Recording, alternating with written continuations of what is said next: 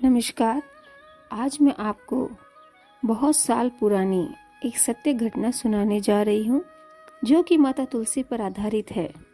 माता तुलसी इतनी पावन है, इतनी पवित्र है कि इसके सेवन मात्र से हमें वैकुंठ की प्राप्ति हो जाए। अगर सच्चे मन से ली जाए तो तुलसी माता एक वरदान से कम नहीं है। तुलसी माता कृष्ण की प्यारी है। कृष्ण को ये बहुत पसंद है। तुलसी के बिना कृष्ण भगवान अधूरे हैं। तो आइए जानते हैं तुलसी माता की महिमा कि यह साधारण मनुष्य को कहाँ ले जा सकती है। बहुत पुरानी बात है। दिल्ली शहर में एक मुसलमान बुजुर्ग महिला रहा करती थी जिनका नाम फातिमा था। वह बहुत ही नेक, शरीफ, दयावान औरत थी। वह अपने बच्चों को हमेशा ईमानदारी और नेकी के रास्ते पर चलने को कहती, जीवों पर हमेशा प्रेम रखती। वह हमेशा अपने देश प्रेम को सबसे पहले रखती। बच्चों से हमेशा प्यार से पेश आती। ये मुसलमान बुजुर्ग महिला हमेशा बाग में घूमने जाती थी। घूमने के बाद वह आराम से बैठ जाती, थोड़ा सुस्ताती और वहीं पास में कुछ औरतें भजन गाती थी। वे औरतें नियमित रूप से भजन गाती थी और ये बुजुर्ग महिला भी रोजाना वहां जाया करती थी। उनके भजनों को बुजुर्ग महिला बड़े ही प्रेम से सुनती, उनमें प्रभु में लीन हो जाती। जब भजन समाप्त हो जाता तो वे औरतें उन्हें एक तुलसी का पत्ता रोज दिया करती थी, जो वे बड़े ही भाव से खा लिया करती थी। एक दिन जब वह मुसलमान बुजुर्ग महिला रास्ते से जा रही थी तो किसी गाड़ी की टक्कर से मर गई। उसके मुंह में वो तुलसी का पत्ता पड़ा था।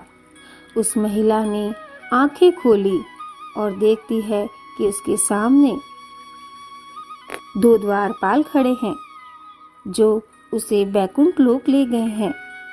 उसके सामने श्री हरि और माँ लक्ष्मी विराजमान हैं। उसकी खुशी का कोई ठिकाना ही न रहा।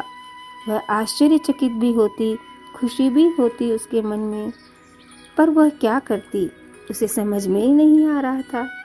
उसने श्री हरि को प्रणाम किया और पूछा, प्रभु मैं यहाँ कैसे आ गई?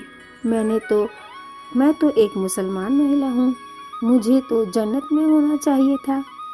तब भगवान श्री विष्णु ने कहा कि चाहे तुम मुसलमान हो, परंतु तुमने पूरी श्रद्धा से मेरी प्रिय तुलसी का सेवन रोजाना किया है, इसलिए तुम्हें यह पुण्य प्राप्त हुआ है। बुजुर्ग महिला बहुत ही प्रसन्न हुई, भगवान की स्तुति की जो कि उसने भजन मंडली वाली औरतों से सीखा था।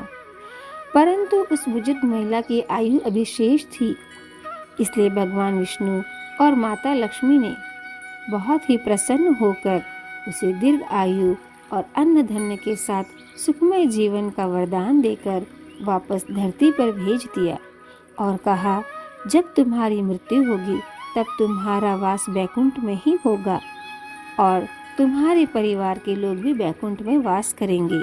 ये तुम्हारे तुलसी सेवन के पुण्य से ही प्राप्त हुआ है।